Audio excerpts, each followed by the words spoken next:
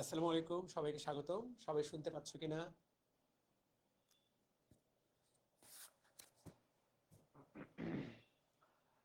ভাইয়া, মানব জীবনের মানব জাতির ধারাবাহিকতা এরকম কোন এক্সাম আমরা নেইনি। আমরা মানব জীবনের ধারাবাহিকতা নিছিলাম।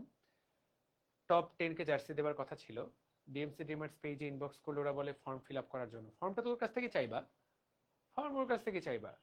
ফর্ম ওরা তো আমরা তো অলরেডি অনেকজনকে পাঠালাম, আরো বাকিদেরকে জার্সি অলরেডি এনার পরিমাণে আছে। পেজে ইনবক্স করো। আমি এখনই রিফাতকে এবং দুইজন, রিফাত আমাদের মডারেটর, দুজনকেই বলে দিচ্ছি। ঠিক আছে, যারা রেগুলার অনেক বছর ধরে ব্লাড প্রেশারের মেডিসিন নিচ্ছে তাদের কি সারা জীবনই মেডিসিনটা নিতে হবে, নাকি একটা টাইম পর স্টপ করা যায়? এই মেডিসিন নেওয়ার ফলে কি কোনো সাইড ইফেক্ট আছে? প্রত্যেক মেডিসিনেরই কিছু সাইড ইফেক্ট আছে। যারা দীর্ঘদিন ধরে ব্লাড প্রেশার মেডিসিন নিচ্ছে তাদের সাধারণত বাকি জীবন ব্লাড প্রেশারের মেডিসিন নিতে হবে। এটা হঠাৎ করে বন্ধ করলে স্ট্রোক, হার্ট অ্যাটাক এই ধরনের যে কোনো ভয়ঙ্কর রোগ হওয়ার সম্ভাবনা থাকবে। হঠাৎ করে ব্লাড প্রেশার মেডিসিন বন্ধ করা ঠিক হবে না। আর যদি নিয়মিত প্রেশার চেক করে ওষুধ ছাড়াই ভালো থাকে প্রেশার, তাহলে তুমি বন্ধ করতে পারো। তবে সেটা অবশ্যই নিয়মিত প্রেশার চেক করে দেখতে হবে কি অবস্থা। না প্রেশার চেক করে হঠাৎ করে বন্ধ করা ঠিক হবে না। ঠিক আছে ভাইয়া, জার্সি পাইনি, মেসেজ দিছি। আমি আবারও বলে দিচ্ছি, যাতে বাকিদেরকে নিয়মিত পাঠাইতেই আছে। কিছু আমাদের মিসিং থাকতেছে, কারণ যখন আমরা পাঠাই তখন তোমরা মেসেজ দাও না। যখন তোমরা মেসেজ দাও তখন হয়তো দেখা যাচ্ছে ওই লটেরটা পাঠানো হয়ে গেছে, এরকম হয়। তো অনেকদিন পরে তোমাদের সাথে দেখা। এই চ্যাপ্টারটা থেকে তোমাদের একটা সিকিউ আসবে, আমি তোমাদেরকে গ্যারান্টি দিচ্ছি। এই চ্যাপ্টার থেকে একটা সিকিউ আসবেই, দিস ইজ এ মাস্ট। তাহলে একটা সিকিউ তো আয়েগা, এখান থেকে সিকিউ আসবে। এবং এই সিকিউটা আমি তোমাকে বলবো, তুমি লিখবা। এই সিকিউটা তুমি লিখবা। এই সিকিউটা লিখলে তোমার ফুল মার্ক পাওয়ার সম্ভাবনা থাকবে। কারণ এটা অঙ্কের মতো, এটা ম্যাথের মতো করে। তো এইটা ফুল মার্ক পাওয়ার সম্ভাবনা থাকবে। আমরা চ্যাপ্টারটা শুরু করব, বুঝতে পারলাম? এইটাতে ম্যাথের একটা ছোঁয়া আছে, সেই জন্য এইটা হলো গুরুত্বপূর্ণ কথা। রেডি? এটা থেকে কনফার্ম আসবে। তো চলো তাহলে চালিয়ে আমরা এটা শুরু করি। রেজাল্ট অলরেডি আমার ইনবক্সে আছে। আজকে সারাদিনে পোস্ট করব করব করতে করতে করা হয়নি। আজকে বা কালকে সকালে দিনের বেলা পোস্ট করে দিব, চিন্তা করার কোনো কারণ নাই। মানব জীবনের প্রতিরক্ষা অলরেডি রেজাল্ট করা হয়ে গেছে। আচ্ছা, তাহলে এই চ্যাপ্টারের সিকিউ বুঝতে হলে তোমাকে কিছু টপিক আগে পড়তে হবে, কিছু চ্যাপ্টার আগে কিছু বেসিক আইডিয়া রাখতে হবে, যেগুলো তোমাদেরকে বারবার করে পড়িয়েছি, কিন্তু তারপরও আমি জানি তোমরা এটা ভুলে গেছো। প্রিয় ছোট্ট ভাই বোনেরা, আমাদের এটা একটা কোষ। এই যে কোষের নিউক্লিয়াস, এই যে নিউক্লিয়াসের মধ্যে এইটাকে আমরা বলবো ক্রোমাটিন। যখন এটা এরকম পেঁচানো অবস্থায় থাকবে তখন এটাকে আমরা বলবো ক্রোমাটিন। এই ক্রোমাটিনটা যখন এইরকম সাইজ হয়ে যাবে তখন এগুলাকে আমরা বলবো ক্রোমোজোম। Very good. তখন এগুলাকে আমরা বলবো ক্রোমোজোম। মনে রাখতে হবে আমাদের শরীরে 23 জোড়া ক্রোমোজোম থাকে। একটা তোমার বাবার কাছ থেকে আসে, একটা তোমার মায়ের কাছ থেকে আসে। তাহলে 23 জোড়ার মধ্যে 23টা আসে বাবার কাছ থেকে, আর 23টা আসে কোথা থেকে? 23টা আসে 23টা আসে 23টা আসে বাবার কাছ থেকে, 23টা আসে মায়ের কাছ থেকে। 23 জোড়া ক্রোমোজোম বাবার কাছ থেকে আসে, মায়ের কাছ থেকে আসে। কথাটা কি ক্লিয়ার? ঠিক আছে, ওকে।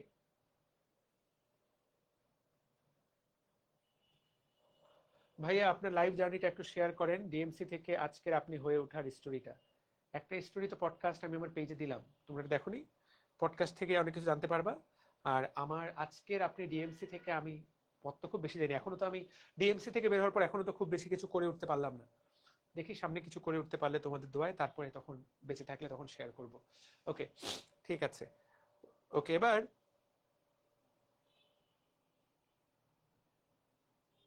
তাহলে 23 জোড়ার মধ্যে 23টা আসে বাবার কাছ থেকে, আগেই বললাম। 23টা আসে বাবার কাছ থেকে, 23টা আসে মায়ের কাছ থেকে। এখন প্রিয় ছোট্ট ভাই বোনেরা, তোমাদেরকে যেই কথাটা সবার আগে মনে রাখতে হবে, এই যে আমার চুল কালো, তুমি ধরে নিতে পারো আমার বাবার চুল হয়তোবা কালো ছিল, আমার মায়ের চুলও হয়তোবা কালো ছিল, বা আমার বাবার চুল কালো বা মায়ের চুল অন্য কিছু হতে পারে। তো গুরুত্বপূর্ণ কথা, এই যে আমার চুল কালো এটা আমার একটা বৈশিষ্ট্য। তারপরে ধরো আমি লম্বা, এটা আমার একটা বৈশিষ্ট্য। ধরো আমার গায়ের রং একটা গায়ের রং, ধরো তুমি এটাকে শ্যামলা বলো, যাই বলো, এটা ধরো এটা একটা হলো গায়ের রং। ধরো তোমার গায়ের রং ফর্সা, এটা তোমার একটা বৈশিষ্ট্য। ধরো তোমার গায়ের রং কালো, এটা তোমার একটা বৈশিষ্ট্য। তারপরে ধরো তোমার চোখগুলো বড় বড়, এটা তোমার একটা বৈশিষ্ট্য। তারপরে ধরো তোমার নাকটা উঁচু, এটা তোমার একটা বৈশিষ্ট্য। তো আমাদের শরীরের এই যে বিভিন্ন বৈশিষ্ট্য, এই বৈশিষ্ট্যগুলোকে নিয়ন্ত্রণ করে কে?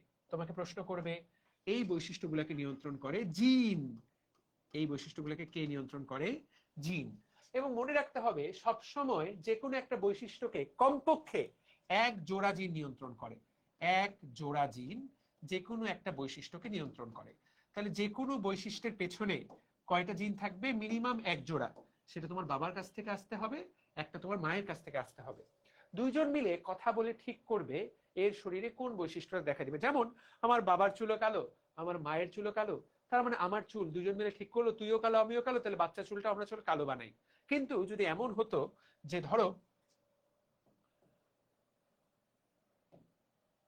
বাবার চুল সাদা, থাকে না বিদেশে, ধরো বাবার চুল হলুদ, মায়ের চুল লাল, তখন বাচ্চার চুল কি হবে?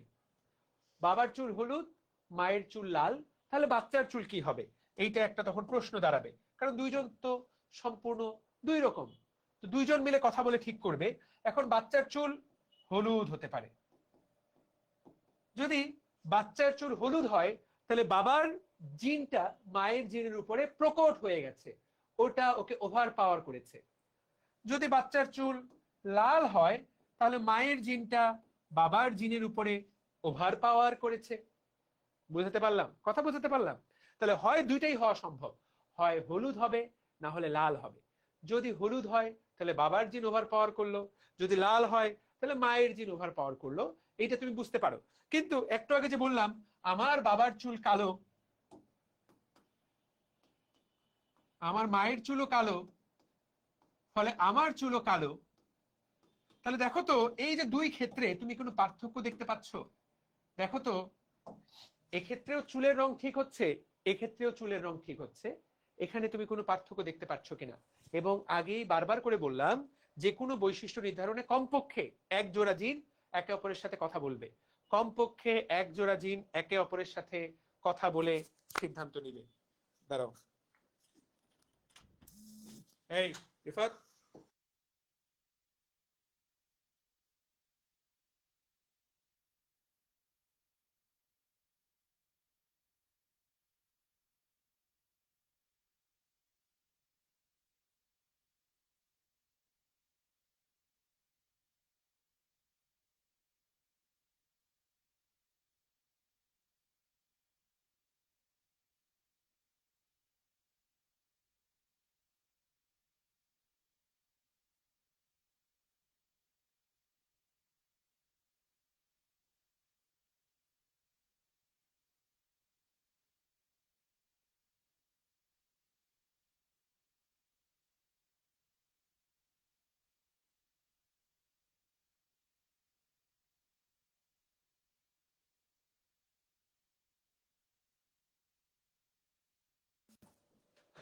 তাহলে আমরা আগেই বললাম যে তাহলে দেখো তো দুটার মধ্যে দেখো তো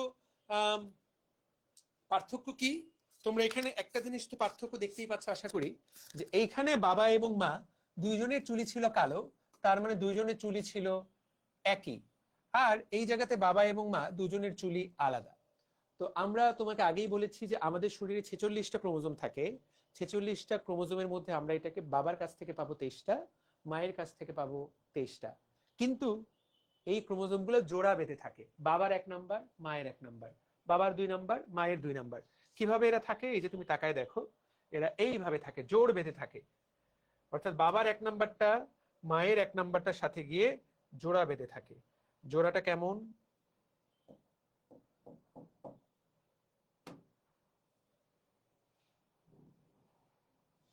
এই যে জোড়াটা হলো এই রকম, দেখো আমাদের 46টা ক্রোমোজোম, এইটাকে বলে ক্যারিও টাইপিং। ক্যারিও শব্দের অর্থ নিউক্লিয়াস, নিউক্লিয়াসকে টাইপ করে ফেলা। দেখা, বাবার 1 নাম্বার মায়ের 1 নাম্বার, বাবার 2 নাম্বার মায়ের 2 নাম্বার, বাবার 3 নাম্বার মায়ের 3 নাম্বার, এইভাবে 46টা ক্রোমোজোম একে অপরের সাথে থাকে। বুঝাতে কি পেরেছি? এই যে ক্রোমোজোম গুলা জোড়ায় জোড়ায় থাকে, এই ক্রোমোজোম জোড় গুলাকে যেহেতু তারা একই জায়গায় থাকে, এদেরকে বলে হোমোলোগাস ক্রোমোজোম। তাহলে হোয়াট ইজ হোমোলোগাস ক্রোমোজোম? আমাদের কোষে যে 23 জোড়া ক্রোমোজোম থাকে, সেই 23 জোড়ার এই যে প্রত্যেকটা জোড়াকে একে অপরের হোমোলোগাস ক্রোমোজোম বলে। কি ক্রোমোজোম বলে শব্দটা, এগুলো কিন্তু সংজ্ঞা আসবে। হোয়াট ইজ হোমোলোগাস ক্রোমোজোম, এগুলা কিন্তু তোমার পরীক্ষায় সংজ্ঞা আসবে। তাহলে হোমোলোগাস ক্রোমোজোম কাকে বলা হয়? হোমোলোগাস ক্রোমোজোম কাকে বলে? হোমোলোগাস শব্দের বাংলা কি? হোমো মানে একই। হোমো শব্দের অর্থ কি? হোমো মানে একই। লোগাস মানে কি? লোগাস মানে স্থান, যারা একই স্থানে থাকে, তাহলে এদেরকে বলে হোমোলোগাস ক্রোমোজোম। এই জোড়াটাকে কি বলে? এটাকে বলে হোমোলোগাস ক্রোমোজোম। Okay fine. তাহলে ধরো এই হোমোলোগাস, এটাও একটা হোমোলোগাস। বাবার চুলও কালো, মায়ের চুলও কালো, তাহলে এই বৈশিষ্ট্যটা দুইজনেই এই হোমোলোগাস ক্রোমোজোমে একই। কিন্তু বাবা লম্বা, মা খাটো, তাহলে এই বৈশিষ্ট্যটা এখানে আলাদা। দেখতে কি পাচ্ছি? তার মানে হোমোলোগাস ক্রোমোজোমের এই যে জিনটা, এই জিনটা, আচ্ছা এখন তো আমরা এই যে বললাম বাবার চুল, আমরা বললাম যে বাবার চুল কালো, আমরা বললাম যে এই যে বাবার চুল কালো, মায়ের চুলও কালো, এই অংশটা কি? এই অংশটা একটা জিন। ক্রোমোজোমের এই অংশটা আমাদের বৈশিষ্ট্য নিয়ন্ত্রণ করে। আমরা আগেও আবারও বলছি, এক জোড়া জিন, এক জোড়া জিন আমাদের বৈশিষ্ট্য নিয়ন্ত্রণ করে। এক জোড়া জিন আমাদের বৈশিষ্ট্য নিয়ন্ত্রণ করে। কি করে? আমাদের বৈশিষ্ট্য নিয়ন্ত্রণ করে এক জোড়া জিন। যে কোনো বৈশিষ্ট্য, ওর পিছনে ব্যাকগ্রাউন্ডে এক জোড়া জিন আছে। তাহলে ধরো তোমার চুল কালো, এটার ব্যাকগ্রাউন্ডে তোমার বাবার জিন এবং মায়ের জিনের ভূমিকা আছে। তুমি লম্বা নাকি খাটো, সেটার পিছনে তোমার বাবার জিন এবং মায়ের জিনের ভূমিকা আছে। তো এই যে পুরো ক্রোমোজোমের যেই জায়গাতে জিনটা থাকবে, যেমন এই ক্রোমোজোমের বাহু দুইটা, ধরো এই বাহুটার নাম হলো পি বাহু, এই বাহুটার নাম হলো কিউ বাহু। তাহলে এই ক্রোমোজোমের পি বাহুতে, এটাও পি বাহু কিউ বাহু, ধরো এটা হলো 5 নাম্বার ক্রোমোজোম, 5 নাম্বার ক্রোমোজোম।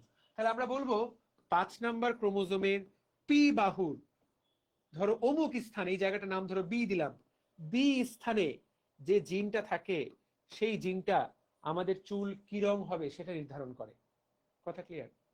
ক্রোমোজোমের যেই জায়গায় জিনটা থাকে, এই যে জায়গাটা, এটাকে বলে লোকাস। তোমাদেরকে এটা আগেও বলেছি, হোয়াট ইজ লোকাস। ক্রোমোজোমের মধ্যে জিনের অবস্থানকে বলে লোকাস। লোকাস মানে লোকেশন। ক্রোমোজোমের কোন জায়গায় জিনটা থাকে এটাকে বলা হয়। সাদমানুর, আমরা এটা কালকে ইনশাল্লাহ ঘোষণা দিব। আজকে রাতে প্রি মেডিকেলের মিটিংটা আছে, ইনশাল্লাহ আগামীকালকে ঘোষণা জানতে পারবা। তোমরা তো আমাকে সব জায়গায় মেসেজ দিচ্ছ, আসলে আমরা একটু হোল্ড করলাম, ওই একসাথে এফআরবিটা চালু হয়েছে, তো এফআরবিটা চালু হওয়ার ফলে আমরা আসলে ওই মানে ফোকাসটা, স্টুডেন্টের ফোকাস তো আসলে দুই দিকে ঘুরে গেছে। এখন এসিএস প্ল্যাটফর্মে একই সাথে একই টাইমলাইনে দুইটা কোর্স চালু হলো, তো তো এফআরবির আস্তে আস্তে এই যে শাটডাউন হয়ে গেল, 10 তারিখ থেকে এফআরবির কুপন শেষ হয়ে যাচ্ছে, আমরা তারপর থেকে প্রি মেডিকেলের বাজিংটা শুরু করব। আসলে জিনিসটা কি বুঝতে পেরেছো? তো মন খারাপ করো না, আমাদের হাতে এনাফ সময় আছে, তোমাদের টেস্ট পরীক্ষা তো হোল্ড করে দিয়েছে। আচ্ছা, তো সবাই দেখো তো এটা বুঝতে পারছো কিনা? লোকাস কি? ক্রোমোজোমের যেই জায়গায় একটা জিন থাকে, সেই জায়গাটাকে বলা হয়, সেই জায়গাটাকে বলা হয় লোকাস। এই যে তাকায় দেখো, তাহলে এই লোকাসে এই জিনটা আছে। লোকাস কাকে বলে? তাহলে সংজ্ঞা আসবে, তোমার কিন্তু এটা জ্ঞানমূলক প্রশ্ন আসবে, লোকাস কাকে বলে?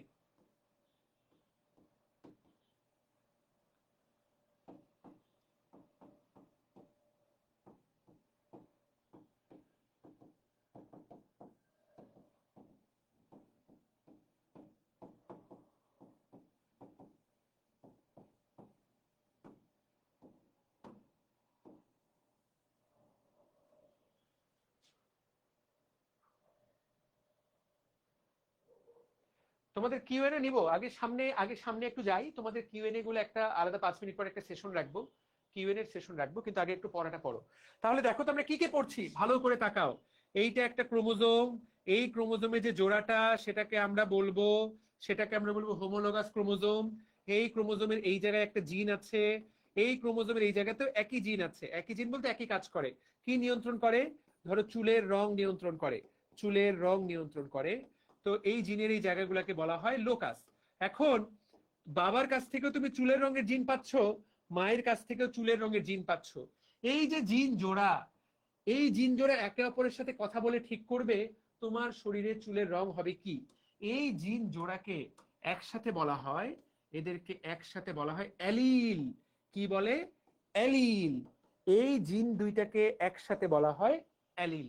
তাহলে হোমোলোগাস ক্রোমোজোমের যেই জিনগুলা যে কোনো একটা বৈশিষ্ট্য নির্ধারণ করে, সেই জিন যুগলকে একসাথে বলা হয় অ্যালিল। অ্যালিল মানে কি? অ্যালিল মানে হলো একটা জিন যুগল, যেই জিন যুগল বা যেই জিন জোড়াটা আমাদের যে কোনো একটা বৈশিষ্ট্য নিয়ন্ত্রণ করে। তো এই ক্রোমোজোমটাতে অনেকগুলো এরকম অ্যালিল থাকতে পারে। ধরো এই ক্রোমোজোমটা, এই জিনটা চুলের রং নিয়ন্ত্রণ করে। এখানে যে জিন জোড়াটা আছে, এরা ঠিক করবে তোমার চোখের রং কেমন হবে, তোমার আইরিশের রং কেমন হবে। তারপরে ধরো এইখানে যে জিন জোড়াটা আছে, এই জিন জোড়াটা ঠিক করবে তুমি তোমার কণ্ঠস্বর কেমন হবে। ধরো তোমার কণ্ঠস্বর মোটা হবে নাকি তোমার কণ্ঠস্বর চিকন হবে। তার মানে আমাদের যতগুলো বৈশিষ্ট্য আছে, প্রত্যেকটা পেছনে কমপক্ষে কমপক্ষে দুইটা করে জিন থাকবে। একটা আসবে বাবার কাছ থেকে, আরেকটা কার কাছ থেকে আসবে সবাই বলো তো? একটা বাবার কাছ থেকে পাবা, আরেকটা কার কাছ থেকে পাবা?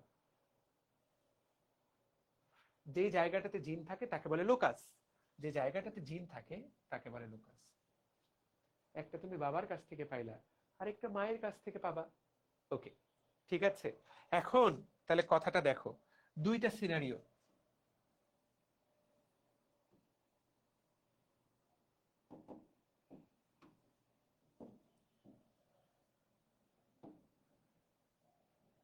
এই সিনারিও অলরেডি একবার বললাম, আরো একবার বলছি। বাবার চুলের রং কালো,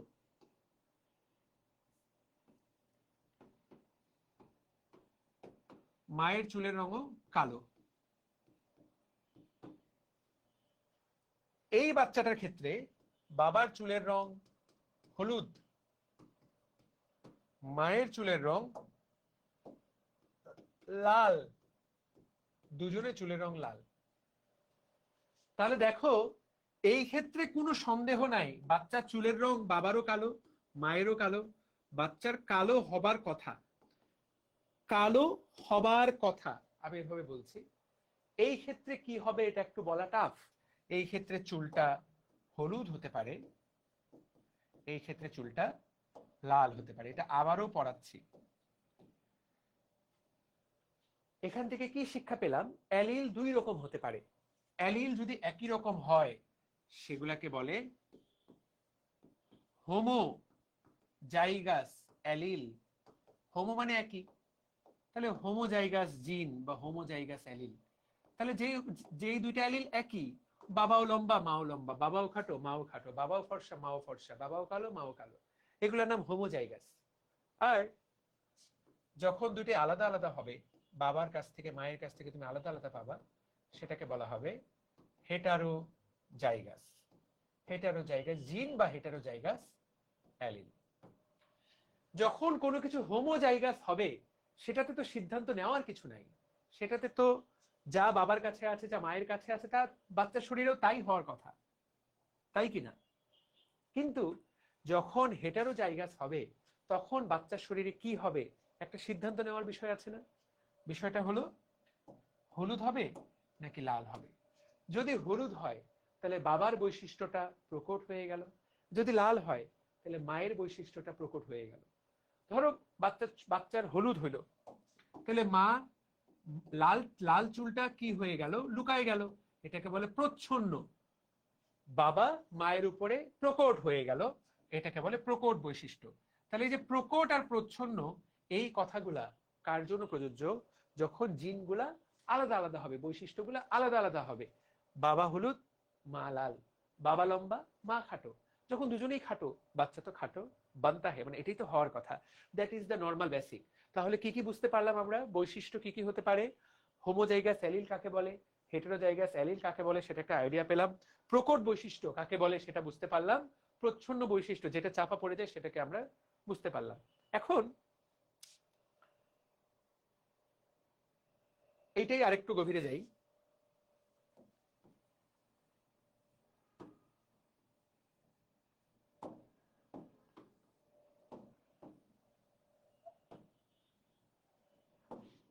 বাবা মা, বাবা মা, দুটো আলাদা আলাদা person. Person one, person to. Person ওয়ানে বাবা লম্বা, মাও লম্বা, বাচ্চা লম্বা। তাহলে বাচ্চার বাবার জিনও লম্বা, মায়ের জিনও লম্বা। বাচ্চা কি হলো? বাচ্চার জিন হলো এইটা, দুটাই বড় হাতের, বাচ্চা হলো লম্বা। পার্সন টু, বাবা লম্বা কিন্তু মা খাটো। তাহলে বাচ্চার জিন কেমন হলো? টি টি, কিন্তু বাচ্চা হয়ে গেল লম্বা। দেখো তো দুজনেই লম্বা, ভালো করে তাকাও। আবার বলবো, প্রতিটা কথা বারবার আসবে, একই কথা বারবার। দুজনেই লম্বা। পার্সন ওয়ানের বাচ্চাটাও লম্বা, মানে এই বাচ্চাটাও লম্বা, এই বাচ্চাটাও লম্বা। বাইরে থেকে দুজনেই লম্বা, কিন্তু একজনের বাবাও লম্বা ছিল, মাও লম্বা ছিল। তাহলে এর লম্বাটাকে আমরা বলবো বিশুদ্ধ লম্বা,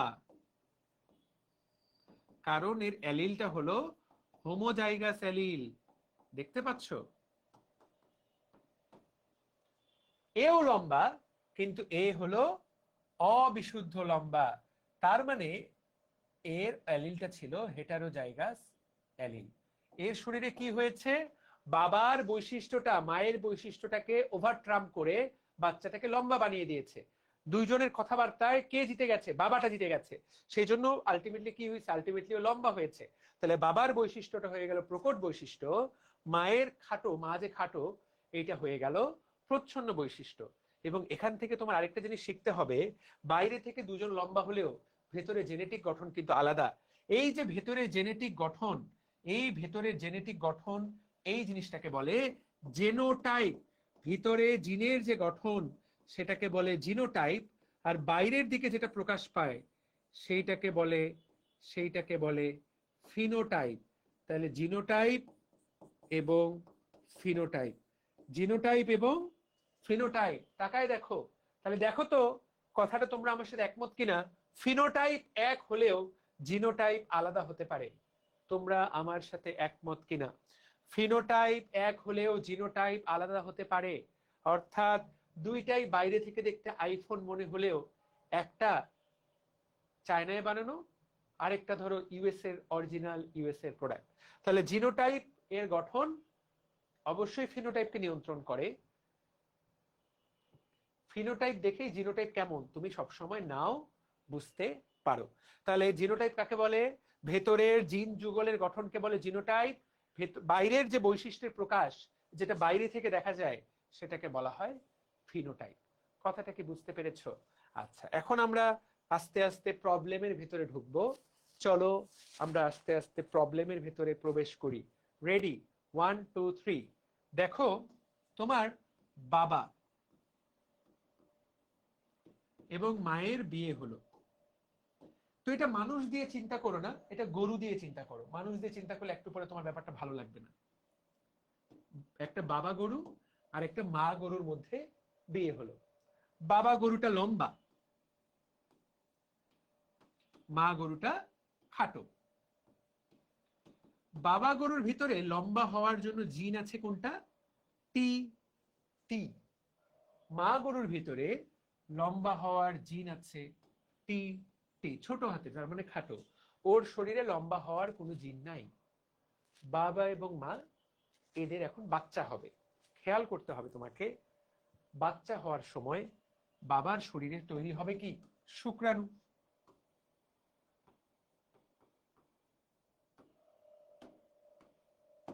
মায়ের শরীরে তৈরি হবে কি?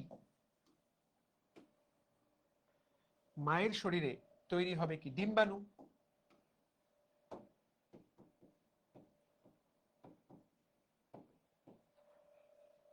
তোমরা তো ভালো করেই জানো যে আমাদের শরীরে 23 জোড়া ক্রোমোজোম। এটা তো বুঝো নাকি? 23 জোড়া।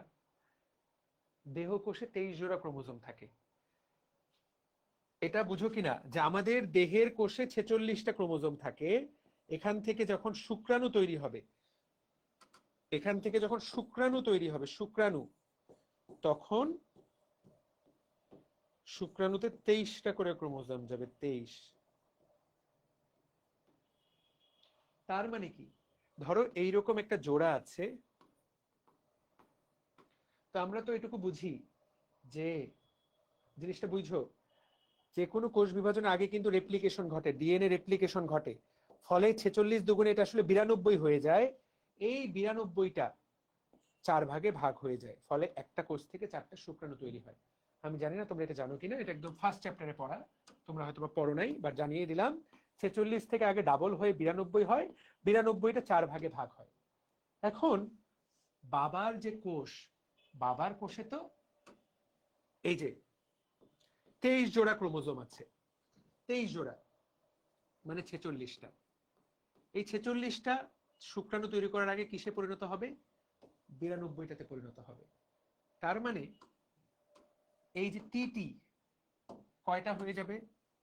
টি টি টি টি, আরো যে দুইটা তৈরি হবে যেখান থেকে আলটিমেটলি টি টি। খেয়াল করো, এই বাবার দুইটা ডাবল হয়ে এরকম টি টি টি করলো, আলটিমেটলি প্রত্যেকটাই কিন্তু আসলে এই একটা করে শুক্রাণুতে যাচ্ছে। খেয়াল করো, জিনিসটা বুঝলা কিনা জানি না, কারণ একটা কোষ থেকে তো 4টা শুক্রাণু তৈরি হয়, তাই কিনা?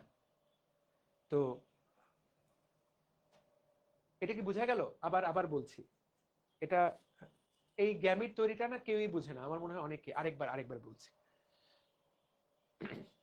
কোষ বিভাজন চ্যাপ্টারের কথা চিন্তা করো। কোষ বিভাজন কি হয়? কোষ বিভাজন চ্যাপ্টারে আমরা বলি সব সময় মাইটোসিস হলো সেই কোষ বিভাজন, যেই কোষ বিভাজন প্রক্রিয়ায় 46টা ক্রোমোজোম থেকে 4টা শুক্রাণু তৈরি হয়। ওই শুক্রাণুগুলা প্রত্যেকের কাছে 23টা করে ক্রোমোজোম থাকে। এই 46টা ক্রোমোজোমের মধ্যে ধরো এক জোড়া ক্রোমোজোমের মধ্যে বাবার লম্বা হওয়ার জিনগুলো আছে। তো এক জোড়া দিয়ে চিন্তা করো না, বাকিগুলো তো সেম। তো আমি জানি না তোমরা এটা বুঝো কিনা, আবারও বলছি, 46 থেকে তো 92 হওয়া সম্ভব না যদি না এটা ডাবল হয়। ডিএনএ রেপ্লিকেশন কখন কাজে লাগে? এই জায়গাতেই তো কাজে লাগে। ডিএনএ রেপ্লিকেশন কখন কাজে লাগে? তো কোষ বিভাজনের আগ মুহূর্তে ডিএনএটা ডাবল হয়ে যায়, তার মানে 46 দুগুণে এখানে আসলে 92টা ক্রোমোজোম তৈরি হয়। এই 92টা ক্রোমোজোম আসলে 2 ভাগে ভাগ হয়, ফলে 23 প্লাস 23 প্লাস 23 প্লাস 23 সমান 92টা ক্রোমোজোম আসলে হয়। তো যাই হোক, এটা তো একদম মেইন পড়া, একদম বেসিক। এই বেসিক তোমাদের হয়তো অনেকেরই ভুলে গেছো তোমরা, সেইটা ফ্যাক্ট না। ফ্যাক্ট হলো এই যে ক্রোমোজোম দুইটা আছে টি, এগুলা এখন ডাবল হয়ে গেল। এই যে ডিএনএ রেপ্লিকেশনের মাধ্যমে এগুলা কি হয়ে গেল? এগুলা ডাবল হয়ে গেল, ফলে টি এই প্রত্যেকটাই একটা করে শুক্রাণুতে প্রবেশ করবে। এ পাইলো একটা টি, এ পাইলো একটা টি, এ পাইলো একটা টি, এ পাইলো একটা টি। তো আমরা লিখতে পারি আসলে গ্যামিট, এগুলো প্রত্যেকটাই তো গ্যামিট। এখানে আসলে এক রকমেরই গ্যামিট তৈরি হয়, মানে যেই গ্যামিটই তৈরি হোক সে তো আসলে টি পাচ্ছে, মানে লম্বা হওয়ার, প্রত্যেকেই তো টি। তো আমরা এভাবে লিখবো যে শুক্রাণুতে কি পাওয়া যাবে? আসলে টি পাওয়া যাবে, মানে সবাই তো টি। একইভাবে ডিম্বাণুতেও সবাই আসলে ছোট হাতে টি পাবে। এই শুক্রাণু আর ডিম্বাণু মিলিত হবে, শুক্রাণু আর ডিম্বাণু মিলিত হবে, যে বাচ্চাটা হবে সে বাচ্চাটাকে আমরা লিখবো F1। আমরা বাচ্চাটাকে লিখবো F1 বা ফ্যামিলি 1, আপাতত এভাবে মনে রাখো। বাচ্চার শরীরে এইটি আর এইটি মিলে যাবে, বাচ্চার শরীরে তো মিলে গেল। তাহলে দেখো, বাবা ছিল বিশুদ্ধ লম্বা, মা ছিল বিশুদ্ধ খাটো, বাচ্চা হয়ে গেল মিক্সড। কিন্তু বাচ্চার জিনোটাইপ এটা, কিন্তু মনে রাখতে হবে বাচ্চাটা আলটিমেটলি কি হবে? বাচ্চাটা হবে লম্বা। এই যে বাচ্চাটা লম্বা হবে, এই কথাটাই বাবা ম্যান্ডেল বলে গেছেন। তাহলে বাচ্চার ফিনোটাইপ কি হবে? বাচ্চার ফিনোটাইপ হবে, বাচ্চা হবে লম্বা। কিন্তু বাবার সাথে ওর পার্থক্য কি তোমরাই বলো? ওর বাবার সাথে ওর পার্থক্য কি? বাচ্চাটাও লম্বা, ওর বাবাও লম্বা। কিন্তু বাবার সাথে ওর পার্থক্য কি তোমরা বলো? বাবার সাথে ওর মেইন পার্থক্যটা কোথায়?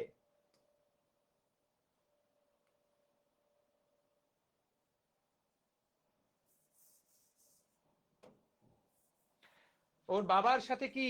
বাবার সাথে পার্থক্য জিনোটাইপে পার্থক্য। ওর বাবা হলো বিশুদ্ধ লম্বা, কিন্তু ও অবিশুদ্ধ লম্বা। ঠিক আছে, তাহলে তুমি ওদের বিয়ে করাই দিলা, এইটুকু বুঝতে পারলাম কিনা? এইটা মেন্ডেল বাবা বলে গেছেন, যদি এইরকম তুমি মিক্স করায় দাও তাহলে প্রথম বংশ ধরে তুমি সবসময় প্রকট বৈশিষ্ট্যগুলাই পাবা, তুমি প্রকট বৈশিষ্ট্যগুলাই পাবা। আচ্ছা পাইলাম, ঠিক আছে, প্রকট বৈশিষ্ট্যগুলা পাইলাম, দেখতে পাচ্ছি। এবার ধরো এইরকম ওদের আরো একটা বাচ্চা হলো, ধরো এরকম ওদের আরো একটা বাচ্চা হয়েছে, ওই বাচ্চাটাও এরকম, ওই বাচ্চাটা মেয়ে, ওই বাচ্চাটাও লম্বা। এটা হলো বাচ্চা, ধরো এটা একটা আরেকটা বাচ্চা, এটা বাচ্চা 1, এটা বাচ্চা 2, এটা বাচ্চা 1, এটা বাচ্চা 2। এবার এদেরকে এইখানে একটু ছোট করে দিলাম, ভবিষ্যতে এদেরকে আমাদের লাগবে। তাহলে বাচ্চা 1, বাচ্চা 2। এবার আমরা কি করব? এবার আমরা ভাইয়া আদম আলাইহিস সালামের সময় কিন্তু ভাই বোনদের মধ্যে বিয়ে হতো, তো এটা তো আমরা বাচ্চার ক্ষেত্রে, গরুর ক্ষেত্রে চিন্তা করতেছি। গরুর এই বাচ্চা 1 আর বাচ্চা 2 এর মধ্যে বিয়ে করাবো। ধরো একটা বাচ্চা ছেলে, একটা বাচ্চা মেয়ে, এরা যখন বড় হলো তখন এদের মধ্যে বিয়ে হচ্ছে। এদের দুইজনই কি? এরা দুইজনই লম্বা। দুইজনই কি? দুইজনই লম্বা। তোমরা আমার সাথে একমত? জিনোটাইপ কেমন? জিনোটাইপ এমন। তোমরা আমার সাথে একমত? এদের মধ্যে বিয়ে হলো। এখন এইখানে গ্যামিট তৈরি হবে কি কি? তুমি তাকায় দেখো, আমি তোমাদেরকে এখানে যেটা বুঝাইলাম, গ্যামিট তৈরিটা যেটা বুঝাইলাম, এইখানে যা থাকবে প্রত্যেকটা শুক্রাণু সেটা ভাগ করে নিবে। এখানে টি টি ছিল, তাহলে প্রত্যেকটা শুক্রাণুই বড় টি ভাগ করে নিল। ধরো এইখানে যখন টি টি থাকবে, দুইটা শুক্রাণু পাবে টি, দুইটা শুক্রাণু পাবে ছোট টি। এটাই তো হওয়ার কথা। যখন একটা কোষকে এভাবে ভাগ করে নিবে, একটা শুক্রাণু পাবে, দুইটা শুক্রাণু পাবে এরকম, আর দুইটা শুক্রাণু পাবে এরকম। ঠিক আছে, বুঝতে পারলা? ওকে, তাহলে এইখানে যে গ্যামিট গুলা তৈরি হবে, এই যে এরা হলো গ্যামিট, শুক্রাণু। ডিম্বাণু যে কোনোটাই তৈরি হতে পারে, আলটিমেটলি এর বাইরে কোনো তৈরি হবে না। এখন পৃথিবীতে যে বাচ্চাটা আসবে দেখো কেমন হতে পারে। দেখো পৃথিবীতে যে বাচ্চা আসবে সেটা এমন হতে পারে, এর সাথে এই শুক্রাণুর সাথে এই ডিম্বাণুটা মিলল, বা এই শুক্রাণুর সাথে এই ডিম্বাণুটা মিলল। যদি এর সাথে এ মিলে তাহলে বাচ্চা হবে এরকম, যদি এটার সাথে এ মিলে বাচ্চা হবে এরকম, যদি এটার সাথে এ মিলে বাচ্চা হবে এইরকম, যদি এটার সাথে এ মিলে বাচ্চা হবে এইরকম। দেখো পৃথিবীতে কোন বাচ্চাটা আসবে ইউ জাস্ট নেভার নো, কিন্তু এই 4 রকমের বাচ্চা আসা সম্ভব। কম্বিনেশন করে তুমি এর বেশি বাচ্চা বানাতে পারবা না, হাইয়েস্ট এই 4 ধরনের বাচ্চাই তুমি বানাতে পারবা। This is the highest. এখন তুমি একটু তাকায় দেখো তো তোমার মনে পড়ে কিনা, টিটি মানে কি? টিটি, তাহলে হয় বাচ্চাগুলা, তাহলে বাচ্চাগুলা একদম, বাচ্চা একটা বাচ্চার সম্ভাবনা আছে একদম লম্বা হবার, আবার এমনও হতে পারে তারা অবিশুদ্ধ লম্বা হতে পারে, আবার বাচ্চাগুলো একদম খাটো হতে পারে। তাহলে এবার দারুণ জিনিসটার দিকে তাকায় দেখো তো, বিয়ে হলো লম্বা বাবা মার, লম্বা লম্বা, কিন্তু পৃথিবীতে লম্বা বাচ্চা 4 রকম বাচ্চা আসার সম্ভাবনা আছে। পৃথিবীতে যে কোনো একটা বাচ্চা জন্মাবে, 4 রকম বাচ্চা জন্মানোর মধ্যে লম্বা জন্মানোর সম্ভাবনা 3 ভাগ, খাটো জন্মানোর সম্ভাবনা 1 ভাগ। 25% সম্ভাবনা তো একটা সম্ভাবনা, তাই না? দেখো তাহলে লম্বা বাচ্চা জন্মানোর সম্ভাবনা কত? সবাই একটু তাকায় দেখো। লম্বা বাচ্চা জন্মানোর সম্ভাবনা 3 ভাগ, খাটো বাচ্চা লম্বানোর সম্ভাবনা 1 ভাগ। তাহলে এইটাকে আমরা বলবো 3:1 সম্ভাবনা। কথাটা কি ব্রেনের মধ্যে ঢুকলো? কে কে বুঝতে পারলা, দেখতে পাইলা? তাহলে দুইটা লম্বা লোকের বিয়ে হওয়া কোনো গ্যারান্টি দেয় না যে লম্বা বাচ্চাই জন্মাবে। হ্যাঁ, 75% সম্ভাবনা আছে লম্বা বাচ্চা জন্মাবে, কিন্তু 25% সম্ভাবনা থেকেই যায় খাটো বাচ্চা জন্মাবে, যদি ওই লম্বা ব্যক্তি দুইজনই কি হয়, যদি দুইজনই অবিশুদ্ধ লম্বা হয়, তাই না? এরা দুইজনই অবিশুদ্ধ লম্বা ছিল, সেজন্য তাদের খাটো বাচ্চা জন্মে গেল। কথাটা কি পারবো কিনা? এবং এরই সাথে সাথে তুমি মেন্ডেলের প্রথম সূত্র পড়ে ফেললা। এইটাই মেন্ডেলের 1 নাম্বার সূত্র, মেন্ডেলের প্রথম সূত্র। মেন্ডেলের প্রথম সূত্র অনুসারে আমরা যদি এক জোড়া বৈশিষ্ট্য নিয়ে কাজ করি, তাহলে অনুপাত দ্বিতীয় প্রজন্মে গিয়ে অনুপাত পাওয়া যাবে কত? 3:1।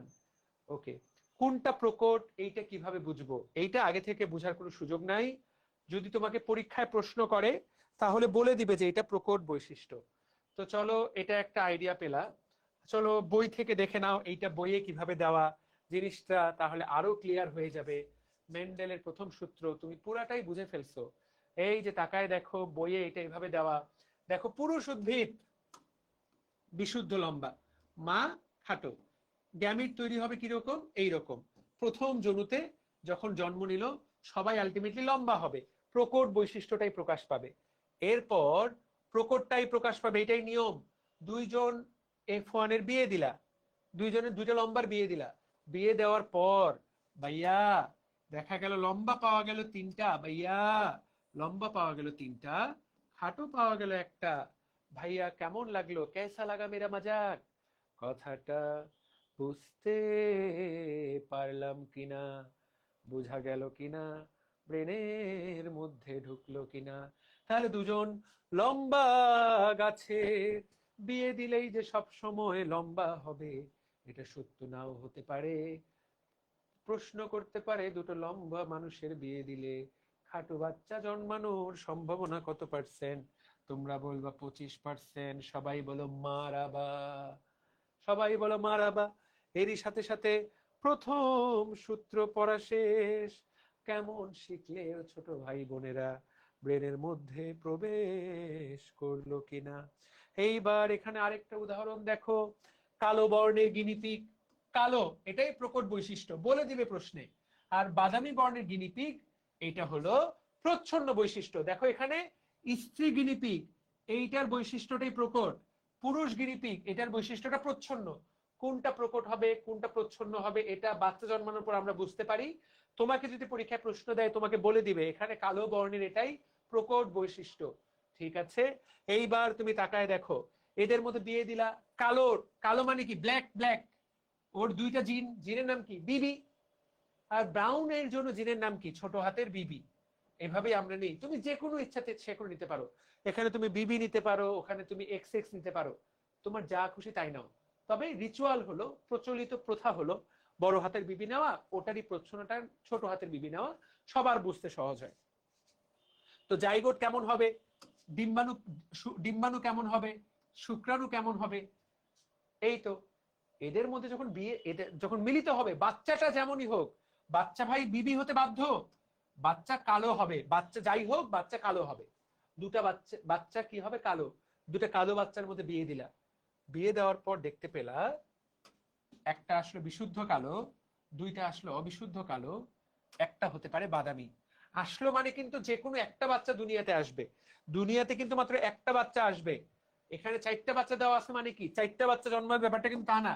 এর মধ্যে যে কোনো একটা বাচ্চা পৃথিবীতে আসবে। কোন বাচ্চা আসার সম্ভাবনা কত? কালো বাচ্চা জন্মানোর সম্ভাবনা 75%, বাদামি বাচ্চা জন্মানোর সম্ভাবনা 25%। কে কে পারবো? বুঝতে পেরেছি কিনা? বুঝতে পেরেছো? ভাইয়া শুধু ফিনোটাইপ দিয়ে কিভাবে বলবো খাটো হওয়ার সম্ভাবনা 25%? মানে কি? ফিনোটাইপ দিয়ে তো ইজিলি বলা যায়। তাহলে কে কে শিখলাম রে ভাই? ঢুকছে না ব্রেনের মধ্যে? এবার এইটা বলো।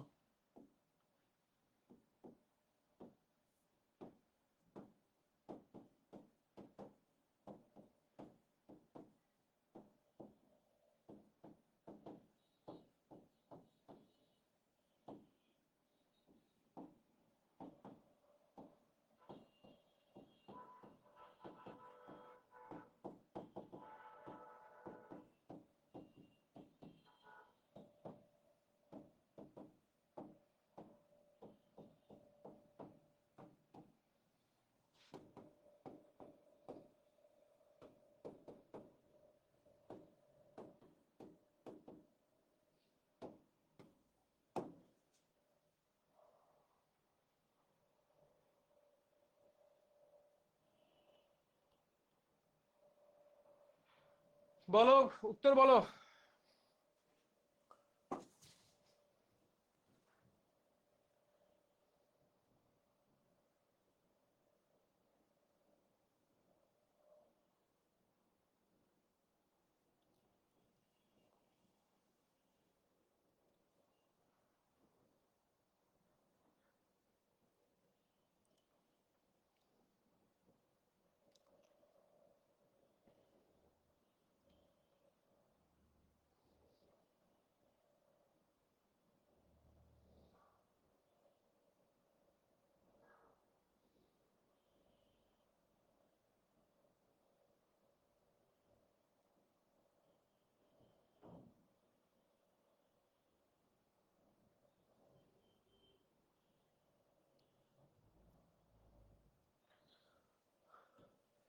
ঠিক আছে, তাহলে এই ফঞ্জুরুতে প্রকটটাই পাবো। Very good. একটু বসে রেস্ট করলাম, পা লেগে গেছে। তাহলে প্রথমটাতে আমরা হলুদ আম পাবো। এবার তোমাকে প্রশ্ন করবে, এবার দুইটা হলুদ আমের মধ্যে তুমি বিয়ে দিলা, তাহলে বলো তো F2 জনুতে তোমাকে প্রশ্ন করবে সবুজ আম পাওয়ার সম্ভাবনা কত, হলুদ আম পাওয়ার সম্ভাবনা কত?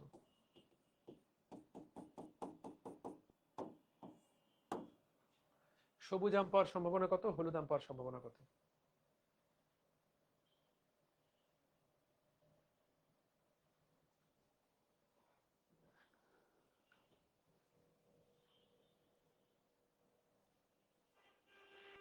Very good. তাহলে হলুদ আম পাওয়ার সম্ভাবনা 75%, সবুজ আম পাওয়ার সম্ভাবনা 25%। একদম ইজি ইজি, একদম ইজি, এগুলো কোনো ফ্যাক্টর হলো? আচ্ছা, তাহলে এইটা হলো নরমাল সূত্র। এই সূত্রটার নাম নরমাল সূত্র। আচ্ছা গ্রেট। এইটা তো এক জোড়া বৈশিষ্ট্য, তাই না? এক জোড়া বৈশিষ্ট্য মানে কি? এই যে এটা একটা বৈশিষ্ট্য, হলুদ সবুজ একটা বৈশিষ্ট্য। তাহলে এখানে কয়টা বৈশিষ্ট্য? দুইটা। এটাকে আমরা বলবো এক জোড়া বৈশিষ্ট্য। তাহলে তুমি যখন এক জোড়া বৈশিষ্ট্য নিয়ে হিসাব করবা, তখন তোমার অনুপাতটা আসবে এই রকম। কিন্তু ধরো তুমি এবার ব্যাপারটাকে আরেকটু টুইস্ট করে দিলা। কিরকম? আরেক ডিগ্রি লেভেল আপ করে দিলা। তুমি বললা হলুদ গোল হলুদ আমের সাথে তুমি বিয়ে দিবা গোলের জায়গায় হলো চিকন চিকন সবুজ আমের। ভালো করে তাকাও, যেখানে গোল হলুদ আমটা হলো প্রকট, এটা হলো প্রকট। তাহলে এখানে আমরা কয়টা বৈশিষ্ট্য নিলাম? চারটা বৈশিষ্ট্য। এক, দুই, তিন, চার। তো গোল হলুদটা যেহেতু প্রকট, তো আমরা চলে এইভাবে ধরে নিই, গোল আর আর ওয়াই ওয়াই। ঠিক আছে, প্রত্যেকটা বৈশিষ্ট্যের জন্য দুইটা করে জিন। তাহলে গোলের জায়গায় চিকন, ছোট হাতের আর ধরবো আমরা, আর হলুদের জায়গায় সবুজ, যেহেতু এগুলো প্রচ্ছন্ন বৈশিষ্ট্য আছে, এইভাবে ধরলাম। খেয়াল করো, পারছি কিনা, বুঝতে পারছি কিনা দেখো, না বুঝলে বলো। প্রত্যেকটা বৈশিষ্ট্যের জন্য কয়টা করে জিন ধরলাম বলে ফেলো। প্রত্যেকটা বৈশিষ্ট্যের জন্য দুইটা করে জিন ধরে ফেললাম। ওকে, দেখো তো কিভাবে গ্যামিট তৈরি হবে। গ্যামিট,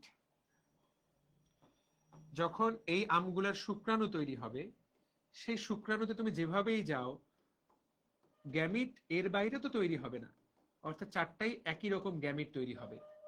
যেই শুক্রাণু তৈরি করো এটাকে তুমি একবারে লিখলেই হচ্ছে, কারণ গ্যামিট আলটিমেটলি চারটা শুক্রাণুই একই। একইভাবে এখানেও যেভাবেই যাও সবগুলাতেই আর ওয়াই ডিম্বাণু পাবা তুমি, তো ডিম্বাণু আর ওয়াই পাবা। এখন তুমি বাচ্চা তৈরি করো, তুমি যখন বাচ্চা তৈরি করবা তুমি দেখবা তাহলে এইরকম পাবা। তুমি বাচ্চা তৈরি করলে বাচ্চাটা হবে এরকম, দেখো তো মিলে কিনা, কথাটা মিলে কিনা? তাহলে এই দুজন মিলে বাচ্চা এটা হবে কিনা, এবং বাচ্চাটা আলটিমেটলি কেমন হবে? বড় হাতের আর আছে, বড় হাতের আর থাকা মানেই কি গোল, আর থাকলেই হবে গোল, ওয়াই থাকলেই হবে হলুদ, কারণ এটা তো প্রকট বৈশিষ্ট্য। প্রকট বৈশিষ্ট্য যেখানেই থাকবে সেখানেই সে প্রকাশ পাবে। ঠিক আছে, তোমরা কি আমার সাথে একমত? তাহলে প্রথম বাচ্চায় F1 জনুতে সবাইকে কেমন পাবো আমরা? গোল হলুদ। এই তোরা কথা বল, তোরা কি আমার সাথে একমত কিনা?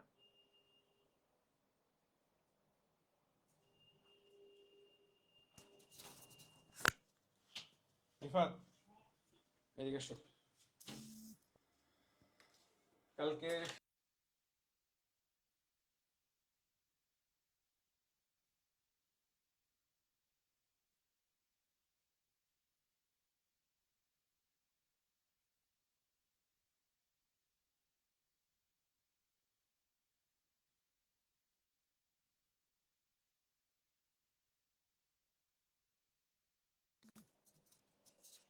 ঠিক আছে, তাহলে গোল হলুদ গোল হলুদ। এখন তুমি এই দুইটা গোল হলুদের বিয়ে দিবা।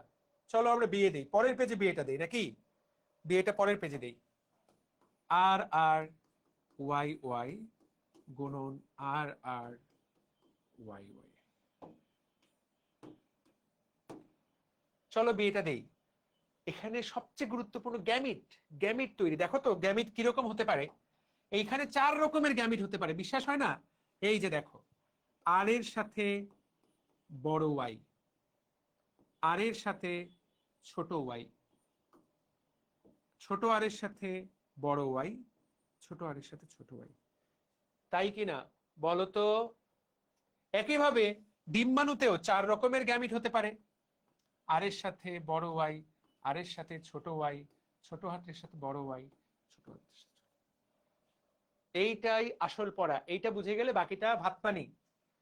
কত রকমের গ্যামিট হতে পারে এইটাই কিন্তু মেইন থিং। দেখে নে আবার, বুঝিস কিনা দেখে নে। এখন পৃথিবীতে কোন বাচ্চাটা আসবে এটা কে ঠিক করবে? যার সাথে যে মিলবে সে। এর সাথে যদি এ মেলে তাহলে বাচ্চা হবে একরকম, বাচ্চা হবে কিরকম? আর আর ওয়াই ওয়াই। এর সাথে যদি এ মিলে তাহলে বাচ্চা হবে কিরকম? আর আর ওয়াই ওয়াই। এই তো, আমরা এটা এখন একটা বক্সের মধ্যে আঁকবো।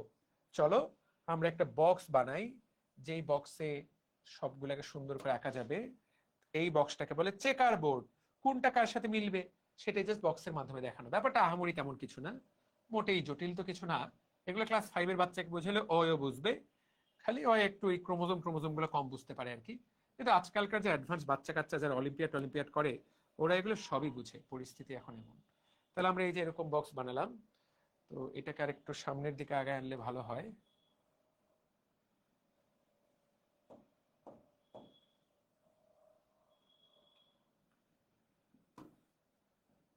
আরে ভাই তুই তো হইছিস। আচ্ছা যা, যা আছে থাকুক।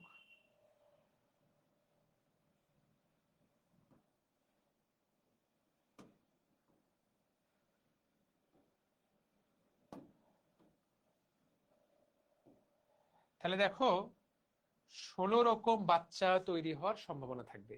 কিরকম দেখো তো, আর আর ওয়াই ওয়াই, বড় আর বড় আর বড় ওয়াই বড় ওয়াই, বড় আর বড় আর বড় ওয়াই ছোট ওয়াই, বড় আর ছোট আর বড় ওয়াই বড় ওয়াই, বড় আর ছোট আর বড় ওয়াই ছোট ওয়াই, তাই না? তারপরে বড় আর বড় আর বড় ওয়াই ছোট ওয়াই, এইটার সাথে এইটা, এরপর এটার সাথে এটা, আর আর ওয়াই ওয়াই, আর আর ওয়াই ওয়াই, আর আর ওয়াই ওয়াই, আর আর ওয়াই ওয়াই, আর আর ওয়াই ওয়াই, এটার সাথে এইটা, এবার এটার সাথে এইটা, আর আর ওয়াই ওয়াই, আর আর। বোরিং কাজ, কাজটা খুবই বোরিং, কিন্তু একটু ধৈর্য নিয়ে করলেই হয়ে যায়। কোনো ব্রেনের কোনো কাজ নেই, এটা কোনো ব্যাপার হলো? এটা একদম নো ব্রেইনার, মানে ব্রেন খাটাবার তেমন কিছু নাই আর কি। আর আর ওয়াই ওয়াই, আর আর ওয়াই ওয়াই, আর আর ওয়াই। পারবো? কে কে বুঝতে পারলা বলো, কে কে বুঝতে পারোনি সেটাও বলো, কে কে বুঝতে পারলা সেটাও বলো, কে কে বুঝতে পারোনি সেটাও বলো। তাহলে কাজ শেষ হয়ে গেল ভাই। এখন জাস্ট মার্ক করা। কি মার্ক করব ভাই? যেখানেই বড় আর থাকবে, বড় আর থাকা মানেই সেটা গোল। একটা বড় আর থাকুক আর দুইটা বড় আর থাকুক, বড় আর মানে প্রকট বৈশিষ্ট্য বড় আর থাকলেই গোল, বড় ওয়াই থাকলেই হলুদ। একটা থাকলে হয়েছে, দুইটা থাকলে তো কথাই নাই। একটা বড় আর থাকলেই গোল, বা দুইটা বড় আর থাকলেই গোল, একটা বড় আর ওয়াই থাকলেই হলুদ। যেখানেই একটা বড় আর পাবা, তাহলে বড় আর আছে, এটা গোল হলুদ, গোল, কোনো সন্দেহ নেই, এগুলো সবগুলোই গোল হবে, গোল নিয়ে কোনো সন্দেহ নেই। একটা বড় ওয়াই আছে, হলুদ, গোল হলুদ। এখানে বড় ওয়াই একটা আছে, তার মানে এই রো এর সবাই গোল হলুদ হবে। এইটা নিয়ে আর কোনো কথা নেই, কারণ একটা আর একটা ওয়াই তো সব জায়গায় থাকবে। একইভাবে এই রো এর সবাইও গোল হলুদ হবে, কারণ একটা বড় আর একটা থাকবেই, গোল হলুদ। বারবার লেখার কি আছে, আমরা এই জায়গায় লিখে নিই, আমরা এই জায়গায় সুন্দর করে লিখে নিই, ওটাই কপি করে সব জায়গায় বসাবো, গোল হলুদ। তো এটাকে আমরা লিখে কপি করে নেই, একই কথা, বারবার বলার তো কিছু নেই। সো তাহলে আর কোথায় বড় আর আছে? এই যে গোল হলুদ, তারপরে গোল হলুদ। তাইলে এই ফিল্ডের সবাই গোল হলুদ, এটা নিয়ে তো কোনো সন্দেহ নাই। আচ্ছা, তো এবার আমরা শুধু গোলটাকে কেটে নিই, চলো। আচ্ছা, শুধু গোল।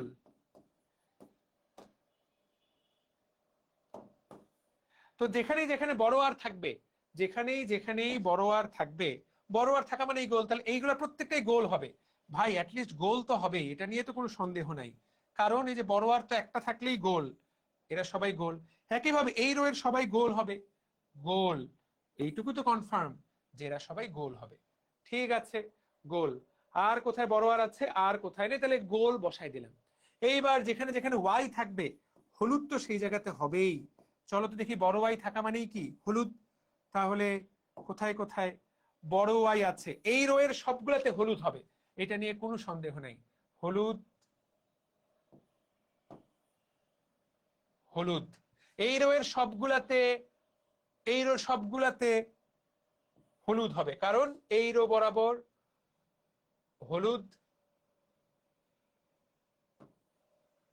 হলুদ। ঠিক আছে, দেখতে পেলাম। আর বড় আই কি অন্য কোথাও আছে? নাই, তাহলে হলুদ বসাই দিলাম। ওকে, তাহলে আমরা অনেকগুলাতে বসাই দিলাম, যেগুলাতে বড় হাতের আর ছিল সেগুলাতে গোল বসাই দিলাম, যেগুলাতে ওয়াই ছিল দেখি এটা এই, আচ্ছা দেখি এখন কোনটা কোনটা বাকি, চলো। তাহলে এইটা ডান, এইটা ডান, এইটা ডান, এটা ডান, এইটা এইটা, এই জায়গাটা বাকি, কোনটা কোনটা চলো একটু মার্ক করে দিই। এইটা বাকি, এইটা ডান, এটা ডান, এইটা বাকি, এইটা বাকি, এই তিনটা বাকি। আচ্ছা, এইটা বাকি, এইটা বাকি, এইটা বাকি, এইটা বাকি, এইটা বাকি, তো এই কয়েকটা বাকি।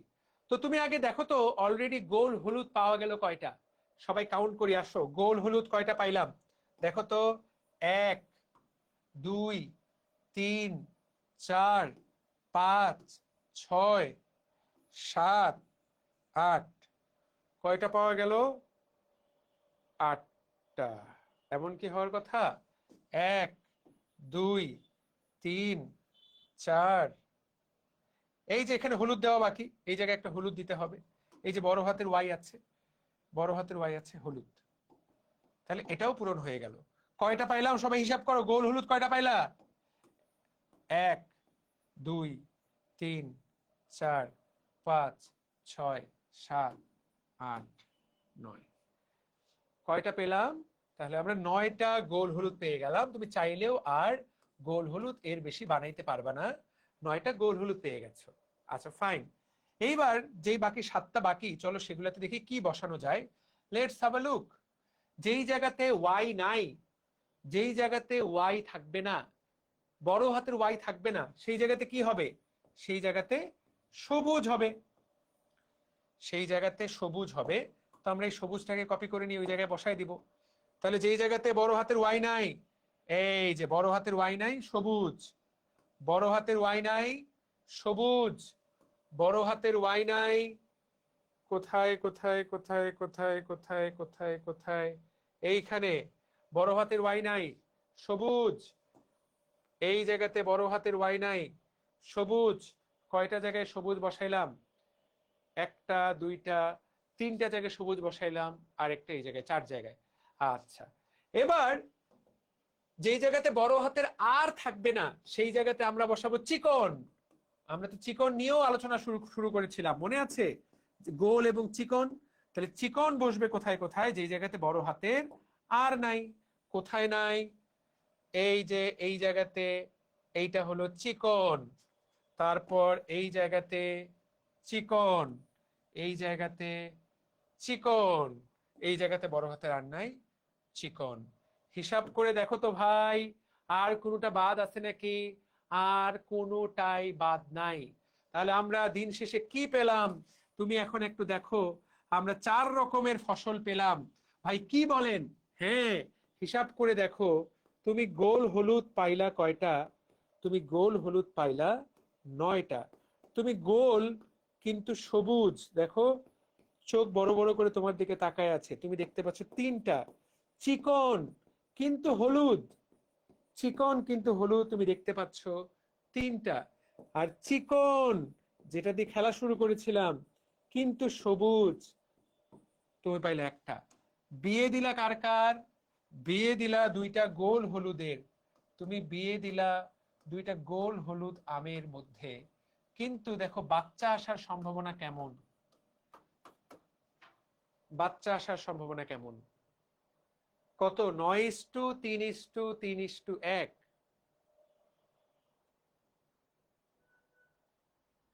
9:3:3:1। 9:3:3:1। মাহাজাবিন আরিশা, তুমি কিভাবে জানলা আমি অঙ্কোলজি নিয়ে পড়তে চেয়েছি? How did you know? এটা কিভাবে তোমার পক্ষে জানা সম্ভব যে আমি অঙ্কোলজি নিয়ে পড়তে চেয়েছিলাম? আমি কি কথা বলছি নাকি? ভাইয়া আমি জানি না। না, এটা তুমি কিভাবে জানলা? কখন বলছি এটা আমি? যদি বলেও থাকি, সেটা 2021 সালের বাচ্চা কাচ্চাকে বলেছি, 2020 সালের বাচ্চা কাচ্চাকে বলেছি। হুম। গত 3 বছরে তো আমি বলিনি, কারণ গত 3 বছরে তো আমি অঙ্কোলজি নিয়ে পড়তেই চাইনি। এইটা তো আমি আরো 5 বছর আগে বলছিলাম। তুমি এটা কিভাবে জানলা? ইউটিউবে কোনো ভিডিও আছে? এইটা কে কে বুঝলা? বলো। এই চেকার বোর্ড কি পারবা? ব্রেনের মধ্যে কি ঢুকছে? বুঝো নাই? যেখানে বড় আর থাকবে না সেখানেই হয়ে যাবে চিকন, যেখানে বড় ওয়াই থাকবে না সেখানেই হয়ে যাবে সবুজ। This is called checker board. এই যে মেন্ডেলের দ্বিতীয় সূত্র, এই যে মেন্ডেলের দ্বিতীয় সূত্র, 9:3:3:1, মেন্ডেলের দ্বিতীয় সূত্র অনুসারে 9:3:3:1। কথাটা পারবো কিনা, পারা যাবে কিনা, বুঝতে পারলাম কিনা, ও ভাই সবাই বুঝলাম কিনা? তার আগে তোমাকে বলতে হবে তুমি কিভাবে জানলা যে আমি অঙ্কোলজি পড়তে চেয়েছিলাম, তারপর আমি এটা উত্তর দিব।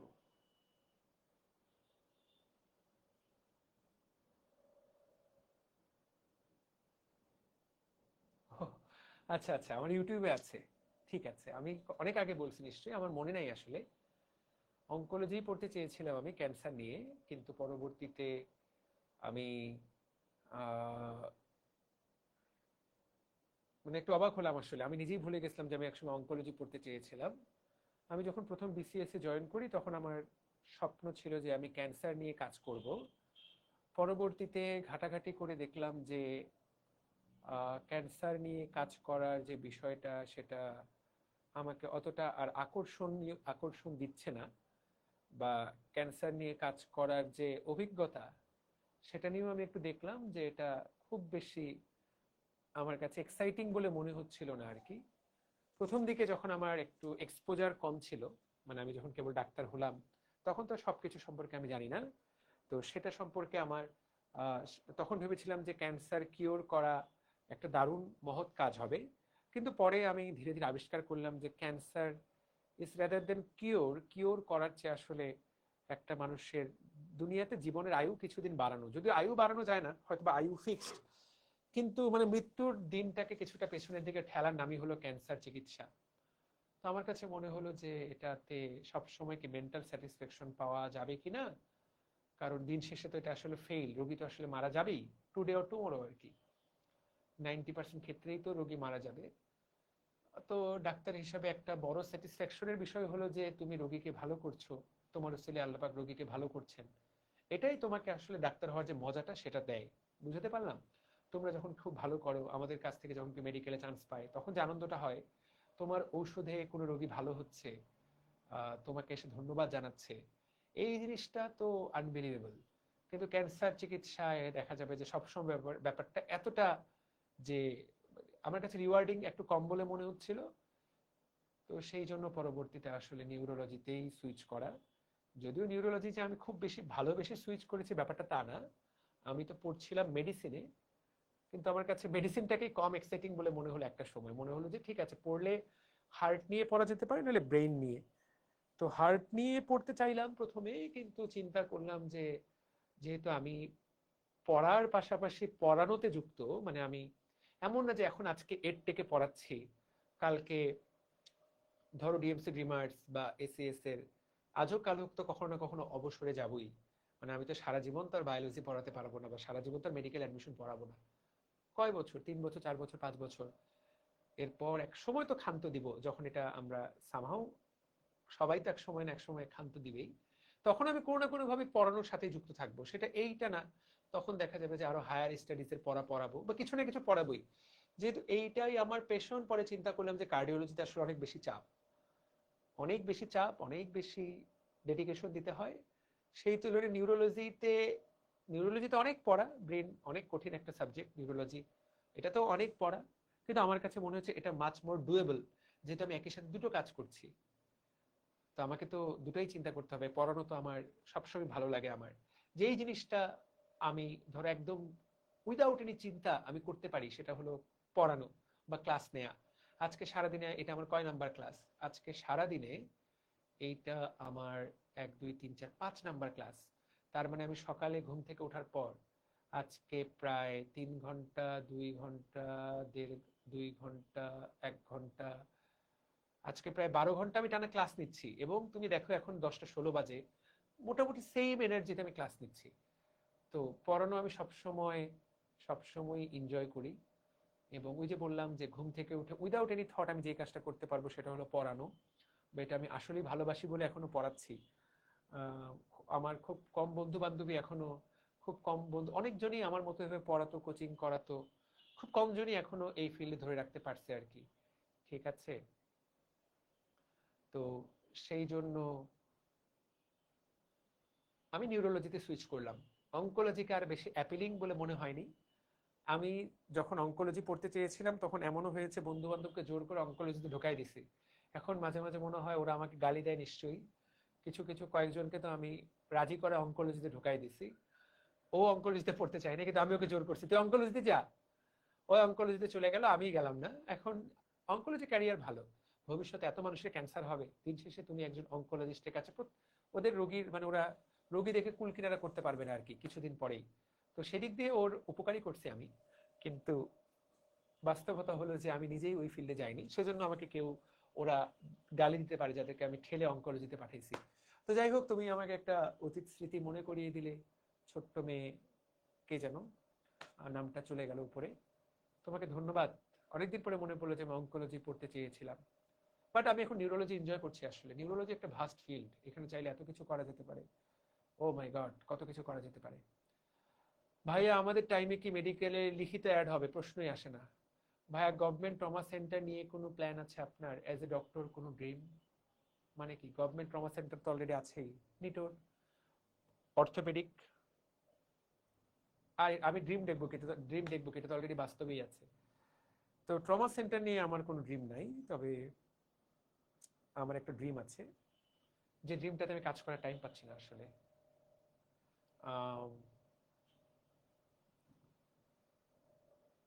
আমার ড্রিম হলো যে একটা হেলথ সিটি গড়ে তোলা, সিটি না হলেও একটা হেলথ চেইন গড়ে তোলা, যেটা এফোর্ডেবল ফর অল হবে। সরকারি হাসপাতালের যেটা সুবিধা, সেটা হলো অনেক কম টাকায় তুমি চিকিৎসা নিতে পারো। বেসরকারি হাসপাতালের সুবিধা, তুমি 5 স্টার সুবিধা পাও। এই দুটার মাঝামাঝি কিছু একটা করার আমার স্বপ্ন আছে। ব্যাপারটা সরকারির মতো একদম ফ্রি হবে না, কিন্তু মধ্যবিত্তরা যেটা এফোর্ড করতে পারবে, কিন্তু উচ্চবিত্তের সেবাটা মধ্যবিত্তের জন্য। দ্যাট ইজ মাই ড্রিম ভবিষ্যতে। শুধু ডাক্তার হওয়াটাই আমার ড্রিম না, মানে ভবিষ্যতে একজন ডাক্তার হব, অসংখ্য রোগী দেখবো, সারাদিন রাত রোগী দেখবো, বিকাল 5টায় চেম্বারে বসবো, রাত 3টায় চেম্বার থেকে বের হবো। এটা আমার আসলে এখন পর্যন্ত ড্রিম না। আগামী 10 বছর পরেও এটা আমার ড্রিম না। আমি নিজেকে কল্পনা করতে পারি না যে আমি সন্ধ্যা 5টা থেকে রোগী দেখতে শুরু করলাম, 3টা পর্যন্ত শুধু রোগী দেখতেছি, রোগী দেখতেছি। আমার কাছে এখনো ব্যাপারটাকে খুব একটা অ্যাপিলিং বলে মনে হয় না। রেদার দেন এভাবে আমি সারা জীবনে কত রোগী দেখতে পারবো? প্রতিদিন ধরলাম 100 করে রোগী দেখলাম, সারা জীবনে অনেক রোগী দেখতে পারবো, 3 লাখ। কিন্তু যদি এরকম একটা হেলথ চেইন তৈরি করা যায়, সারা বাংলাদেশে 3 কোটি মানুষ সরাসরি উপকৃত হওয়ার সম্ভাবনা থাকতে পারে। তো সেটাই আমার প্ল্যান, বা সেটাই আমার ড্রিম। তো দেখা যাক সেটা হয় কিনা। আর বাংলাদেশে থেকে এর চেয়ে বেশি কিছু করা আসলে খুব কঠিন, গবেষণা করাটা খুবই চ্যালেঞ্জিং। ওই যে যেমন তুমি বললা যে ওয়াটসন মারা গেছেন, উনি একবার বলেছিলেন যে উনি নাকি ক্যান্সার এর মেডিসিন ইনভেন্ট না হওয়া পর্যন্ত মারা যেতে চান না। খুব হার্ট টাচিং ছিল। ক্যান্সারের মেডিসিন তো আসলে, মেডিসিন ইনভেনশন তো কখনো শেষ হবে না। আজ থেকে 100 বছর আগে যে অ্যান্টিবায়োটিক আবিষ্কার হয়েছে, এখনো তো প্রত্যেক 10 বছরে নতুন নতুন অ্যান্টিবায়োটিক আসছে। তো ধরো আমরা একটা ক্যান্সারের মেডিসিন আবিষ্কার করলাম 2050 সালে গিয়ে বা 40 সালে গিয়ে, 2150 সালে গিয়ে এর যে ফার মোর বেটার মেডিসিন আসবে আর কি। তো আমরা সবাই কখনো না কখনো মারা যাব। তো আমার ড্রিম আপাতত যে এরকম একটা কিছু করা, ধরো অনেকটা এই যে ব্র্যাকের মতো, এনজিও গুলোর মতো, বা গ্রামীণ ব্যাংকের মতো একটা হেলথ চেইন তৈরি করা, যেটাতে বাংলাদেশের হাজার হাজার মধ্যবিত্ত সবসময় উপকৃত হবে। কারণ ল্যাবেইট, অ্যাপোলো, স্কয়ার, এভার কেয়ার বা ইউনাইটেডে চিকিৎসা নিঃসন্দেহে 5 স্টার মানে, কিন্তু এইখানে চিকিৎসা গ্রহণ করার ক্ষমতা খুব কম মানুষের আছে। বাংলাদেশের সর্বোচ্চ 2% মানুষের এই ক্ষমতা আছে, 98% মানুষ এই ক্ষমতা নাই। এবং তোমাদেরকে একটা মজার তথ্য দেই, বিশ্বাস করো, মানে তামিম ইকবাল এর জায়গায় যদি তুমি হতো, আমি হতাম, আমরা শিওর ওই দিন মারা যেতাম। আমি জাস্ট ওই ধর্মের ব্যাপারটা বাদ রাখছি, যে আল্লাহ পাক যাকে যেদিন তুলে নিয়ে যাবেন সে সেদিন মারা যাবে, সেটা তো একটা আলাদা ব্যাপার। ওর, আমরা তখন বলি যে নিশ্চয়ই ওর হায়াত ছিল। আমরা ওই জায়গাটার আলোচনাটা বাদ রাখি। আল্লাহ পাক কার হায়াত রেখেছেন, কার হায়াত রাখেননি, তুমি কিভাবে জানো? You just ever know. কিন্তু ধরো তামিম ইকবালের জন্য এয়ার অ্যাম্বুলেন্স এসেছে হার্ট অ্যাটাক হওয়ার পরে, তোমার জন্য সেটা আসবে না, আমার জন্য আসবে না, তুমি আমি মারা যাব। এবং বাংলাদেশে প্রতিদিন কয়েকশো মানুষ হার্ট অ্যাটাকে মারা যাচ্ছে। কিন্তু বেশিরভাগ ক্ষেত্রেই সত্যি কথা কি জানো, হার্ট অ্যাটাকের অনেকগুলোকেই বাঁচানো সম্ভব, এই 100 জনের মধ্যে মিনিমাম 50 জনকে বাঁচানো সম্ভব, লিটারালি বাঁচানো সম্ভব। বুঝতে পেরেছি? স্ট্রোক হলে সারা জীবনের জন্য এক পাশ অবশ হয়ে যায়। তুমি যদি 4 ঘন্টার মধ্যে একটা মেডিসিন দাও, অবশটা কখনোই হবে না। তো এটা একটা ম্যাজিক। কিন্তু এই ম্যাজিক ড্রাগটা তো শুধুমাত্র ঢাকার নিউরোসায়েন্স হাসপাতালে আছে। পঞ্চগড় জেলায় যার স্ট্রোক হচ্ছে, ওর তো পঞ্চগড় থেকে ঢাকা আসতে 14 ঘন্টা লাগতেছে, ও তো এই মেডিসিনটা পাইলো না, ওর বাকি জীবন তো প্যারালাইজড হয়ে গেল। চট্টগ্রামে যে লোকটা আছে, ও তো ভাই প্যারালাইজড হয়ে গেল। তার মানে জিনিসটা কিন্তু খুবই প্রিভেন্টেবল, কিন্তু জিনিসটা কিন্তু সবাইকে আমরা অ্যাক্সেসিবল করতে পারছি না। জিনিসটা কি বুঝতে পারতেছো? কতগুলো ডিজিজ এর চিকিৎসা থাকার পরেও বেশিরভাগ মানুষ এটা চিকিৎসা না পেয়ে মারা যাচ্ছে, কারণ আমরা সেই চিকিৎসাটা সবার কাছে পৌঁছাইতে পারছি না। একইভাবে আমেরিকাতে যে ক্যান্সারের চিকিৎসাটা হচ্ছে বাংলাদেশে হচ্ছে না। আমেরিকার ওই মানুষটা ওই চিকিৎসা নিয়ে আরো 10 বছর বেঁচে থাকতেছে, আমাদের দেশে ওই মানুষটা 10 মাসে মারা যাচ্ছে। এর কারণ চিকিৎসাটা এফোর্ডেবল করা যাচ্ছে না বাংলাদেশে। তো আমার পরিকল্পনা আসলে এইটাই, যে কিভাবে একটা মাস এফোর্ডেবল চিকিৎসা অফার করা যায়। যদিও এটা কখনোই গভর্নমেন্ট লেভেলের মতো সম্ভব না, মানে গভর্নমেন্ট যেটা করতে পারে সেটা আসলে কারো পক্ষে সম্ভব না। তো গভর্নমেন্ট আসলে বাংলাদেশে হিউজ করতেছে। আমরা আসলে কথায় কথায় গভর্নমেন্টকে আমরা আসলে প্রচুর গালি দেই, কিন্তু সত্যি কথা কি জানো, একটা সরকারি হাসপাতালে এই যে গত পরশুদিন রংপুর মেডিকেলে আমি একটা পেশেন্ট ভর্তি করেছি, ওনার মাথার ভেতরে রক্ত জমা হয়েছে। ওই অপারেশন না করলে উনি মারা যেতেন 10 দিনের মধ্যে, এটাই বাস্তবতা। ব্রেনের উপরে চাপ পড়ে তিনি মারা যেতেন। ওই অপারেশনটা ওনার করতে সব মিলায় ওষুধপাতি কিনছে, ভাড়া টাড়া দিয়ে আসে, সব মিলে 15 থেকে 20 হাজার টাকা খরচ হবে। ওনার জন্য এই 15 থেকে 20 হাজার টাকা অনেক। একটা গরিব মানুষের জন্য 15 থেকে 20 হাজার টাকা অনেক। তোমার কাছে কিছু না হতে পারে, ধরো আমার কাছে ধরো কিছু না হতে পারে, কিন্তু এই চিকিৎসাটাই তুমি স্কয়ারে নিতে যাও, বিল আসবে 5 লাখ টাকা।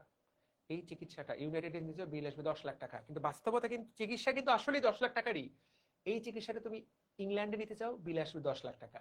এই চিকিৎসাটা তুমি ইউএসএ তে নিতে চাও, বিল আসবে 50 লাখ টাকা। 50 লাখ কোথায়, 50 লাখ কোথায়, 20 হাজার। বাংলাদেশের গভর্নমেন্ট কিন্তু আসলে হিউজ সার্ভিস দিচ্ছে, সত্যি কথা। আমরা গভর্নমেন্ট হাসপাতালগুলোকে প্রচুর গালি দেই, ডাক্তারদেরকেও গালি দেই, নার্সদেরকেও গালি দেই, ওয়ার্ড বয়গুলোকেও গালি দেই, হাসপাতালটাকেই গালি দেই, সরকারকে তো গালির উপরে রাখি। কিন্তু কি পরিমাণ সার্ভিস আসলে এরা দিচ্ছে, এটা আসলে সরকার মার্কেট করতে পারে না, মার্কেটিং করতে পারে না।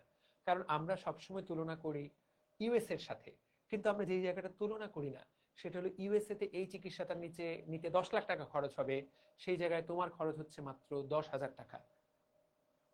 10 লাখ টাকা তুমি যদি খরচ করো, তোমাকে একই রকম চিকিৎসা বাংলাদেশ সরকারও দিতে পারবে।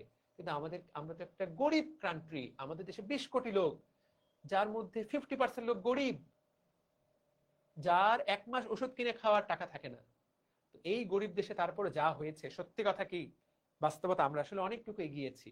আরো হয়তো অনেকটুকু আগাতে পারতাম যদি এরকম ম্যাসিভ হরিলুট না হতো, বড় বড় চুরিগুলা না হতো, দেশ থেকে কয়েক লক্ষ কোটি টাকা পাচার না হতো, আমরা আরেকটু উন্নত হতাম। কিন্তু তারপরে যতটুকু উন্নত হয়েছে এটা কিন্তু খুব একটা কম না, এটা কিন্তু অনেক। 71 সালের বাংলাদেশ আর 2025 সালে বাংলাদেশ কিন্তু আকাশ আর জমিন পার্থক্য, সত্যি কথা। তুমি 71 সালে ঢাকা শহরের ছবি দেখবা, বিভিন্ন পেজে ফেসবুকে পাবা, বর্তমানে ছবি দেখবা, ভাই ম্যাসিভ চেঞ্জ হয়েছে। আমরা আসলে অনেকটুকু উন্নত হয়েছি। ইউএস এর একটা বাচ্চা যেই আইফোন ইউজ করে, যেই স্যামসাং ইউজ করে, তুমিও সেটা ইউজ করছো। ওরা যেই ইন্টারনেট ইউজ করছে, ওরা আমাদের চেয়ে একটু বেটার ব্যান্ডউইথ ইউজ করে, আমরা মোটামুটি একইটাই করি। তবে ওরা একটু বেশি উন্নত হয়ে গেছে, আমরা উন্নতির পর্যায়ে আছি, তবে আস্তে আস্তে হবে। কিন্তু বাংলাদেশে, এই দেশে, তারপরে এই দেশটা যে চলতেছে, এটা তো হিউজ ব্যাপার, এটা তো বিশাল ব্যাপার। এবং বললাম তো, ওই যে লোকটা 20 হাজার টাকা একটা লাইফ সেভিং সার্জারি পেলো, এটা তুমি কল্পনাই করতে পারবা না। ইউএসএ তে এই অপারেশনটা করতে 50 লাখ টাকা লাগবে। এই 50 লাখ টাকা ওরা সবাই মিলে দেয়। এই 50 লাখ টাকাই হাসপাতালে বিল হবে, সরকার হাসপাতালকে 50 লাখ টাকাই দিবে। তুমি যদি ইউএসএ তে যাও, তোমার যদি ইউএসএ এর ওদের এটাকে বলে ইন্স্যুরেন্স, মেডিকেল ইন্স্যুরেন্স না থাকে, তুমি একটা চিকিৎসা করাতে পারবা না। দিস ইজ দ্য বাস্তবতা। তো যাই হোক, সেজন্যই আমি নিউরোলজি চুজ করলাম। অনেকদিন অনেকদিন পরে এই আলোচনাটা উঠলো। যদিও নিউরোলজি আমার প্রতিনিয়তই, কালকে রাতে পড়তে বসছিলাম, তারপর থেকে আজকে সারাদিন 5টা ক্লাস নেওয়ার পর আজকে সারাদিন এখনো কিছুই পড়তে পারিনি। দেখি ঘুমাতে যাওয়ার আগে 1 ঘন্টা পড়ালেখা করার চেষ্টা করতে হবে, নতুন কিছু শিখতে হবে। এবং এত রোগী, এত রোগ, একটা সাগর সাগর। তোমরা এখানে এটা পড়লা, প্রত্যেকটা পড়াই এরকম বিশাল বিশাল পড়া, এটা একটা সাগর বা সমুদ্র, বুঝতে পেরেছো? যাই হোক, তো তোমরা যারা সাগরে আসতে চাও সবাইকে স্বাগতম। তোমাদের যাদের স্বপ্ন জীবনে ভালো থাকার, ডাক্তার তুমি চাইলেই হতে পারো, তবে মিনিমাম 10 বছর পরিশ্রম করার মেন্টালিটি নিয়ে আসতে হবে। 5 বছর এমবিবিএস লাইফে, তারপর আরো 5 বছর বিসিএস দিয়ে একটা জায়গায় চান্স পাওয়া। একটা সময় গিয়ে অবশ্যই তোমার একটা সিকিউর লাইফ হবে, তোমার টাকা পয়সা অবশ্যই তোমার আসবে, তবে একটু পরিশ্রম থাকবে, জীবনে পরিশ্রম থাকবে, কিন্তু তুমি একটা সম্মান পাবা। তুমি ডাক্তার হিসেবে একটা সম্মান পাবা, সমাজে তোমাকে মানুষ সম্মান করবে, তোমার বাপ মায়ের বিপদের বিপদের আশ্রয়স্থল হতে পারবা তুমি, এইটুকু শিওর। তো এইটা আমরা তাহলে পড়ার মধ্যে ফিরে আসি। চলো পড়ার মধ্যে ফিরে আসি। পড়ার মধ্যে থেকে তুমি তাকায় দেখো আমরা দুইটা 9:2 অনুপাত কি পেলাম যখন আমরা দুই জোড়া বৈশিষ্ট্য নিয়ে